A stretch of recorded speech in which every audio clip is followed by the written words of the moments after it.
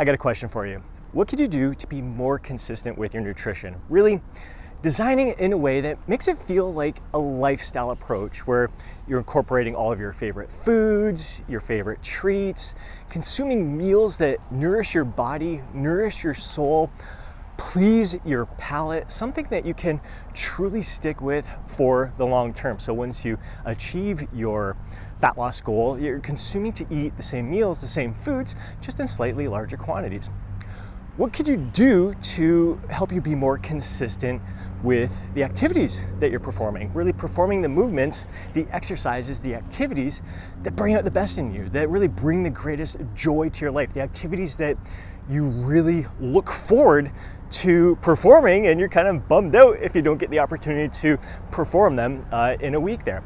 What could you do to improve upon your sleep, consistently getting an adequate amount of sleep each and every night? These are the foundation of your success, not only in getting lean, but staying lean and to continue improving upon your body. Yet, I find most of us at least most of the questions I get deal more in the minutia rather than these fundamentals, these foundational principles that really lead to 95% of your success. Most of the questions I get involve the 5%. And a great example of that would be yesterday in the Lose Fat, Get Jacked Inner Circle.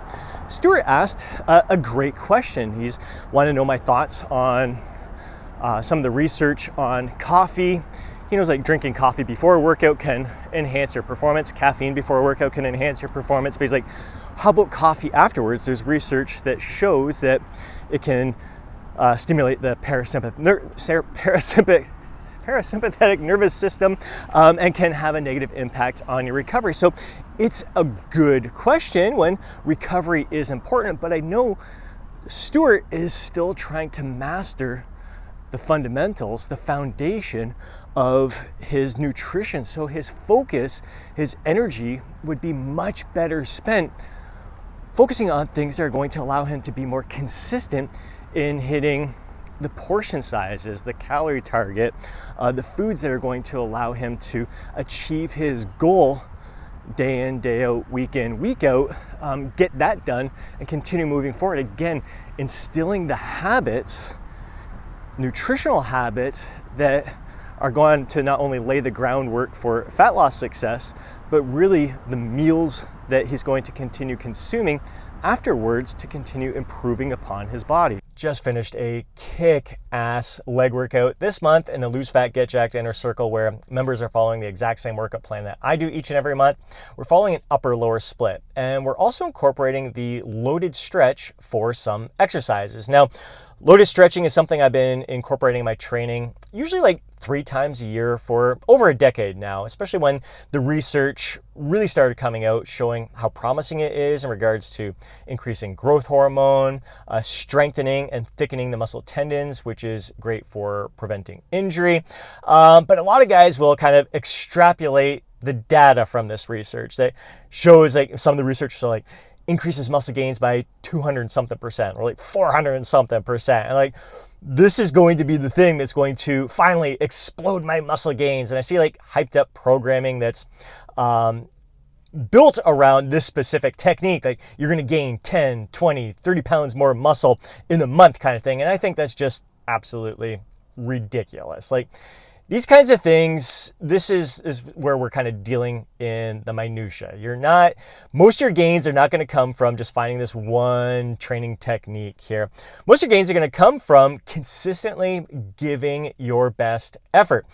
And what's going to allow you to consistently give your best effort is structuring your training in a way that's not only going to stimulate your muscles, but also allow them to recover. Finding those ways that are going to, like for myself personally, like making sure I'm resting enough between sets so I can give the best of myself to each set that I'm performing. Making sure that I'm not performing too much volume in a training session. Like if I get, especially like once I start getting over 3-4 sets for a muscle group in a workout, you notice that your performance starts to to taper off. So you're not able to give the best yourself to like the more sets you're doing in a workout. So structuring your training in a way that allows you to give your best effort to each and every set, get the most out of each and every set. But so many guys focus on the minutia, whatever new research comes out on a new training technique that shows so much more promise, they'll invest all their time in that.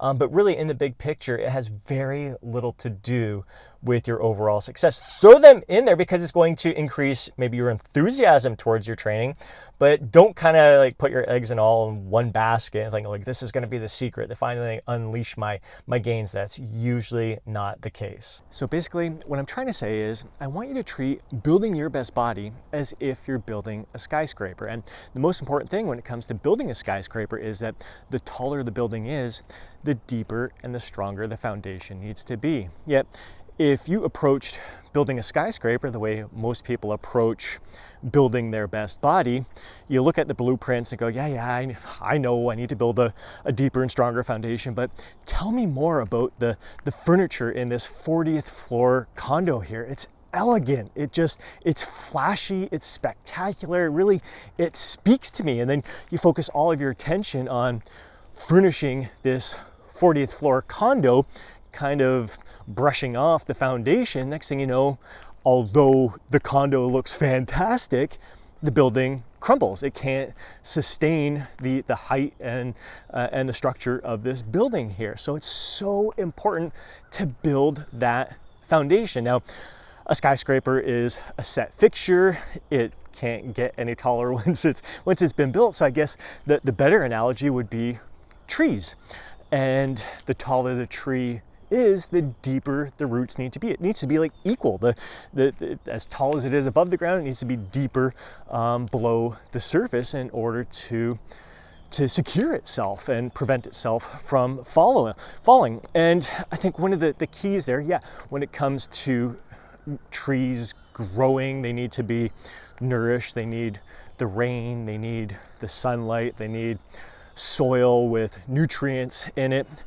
But oftentimes, like, the roots getting deeper comes from droughts. They need to reach deeper below the surface to find the water. So that kind of speaks to transformation. Like, those challenging times are what make us stronger. It allows us to deepen our roots to grow even bigger. And I think that's the beauty of like living things like trees here, that growth is ongoing. We can continue to grow for life. And it really does come from not focusing on the minutia, but really realizing that we can continue to improve upon and build upon the fundamentals, the foundation of transformation there. We don't need to look for the minutia. You can continue, there's so much we can continue to improve upon with the basics there. It's really spending your time mastering the fundamentals. Mastering the foundation is really where you should be focusing most of your attention.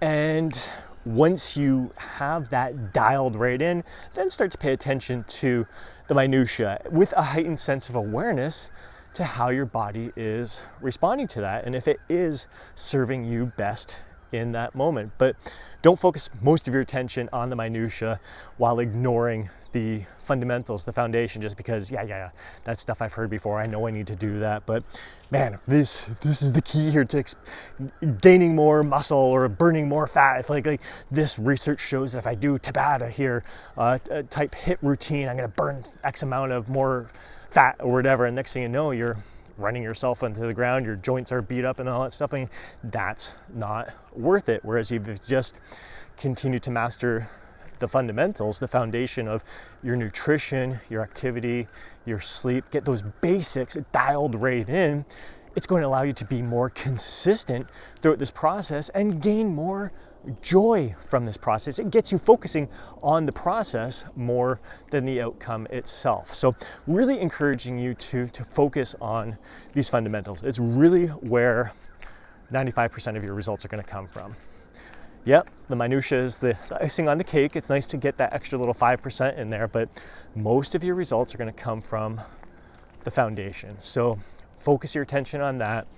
Give a little bit of attention to the minutia. With that heightened sense of awareness, it adds fun element to your training, to your nutrition, to your lifestyle, but just recognize that that's not where most of your results are going to come from.